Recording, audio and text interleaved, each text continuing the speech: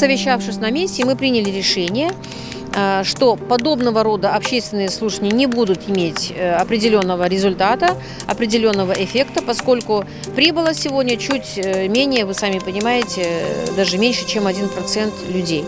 Как нам удалось выяснить, информация была размещена исключительно только на сайте поселкового совета.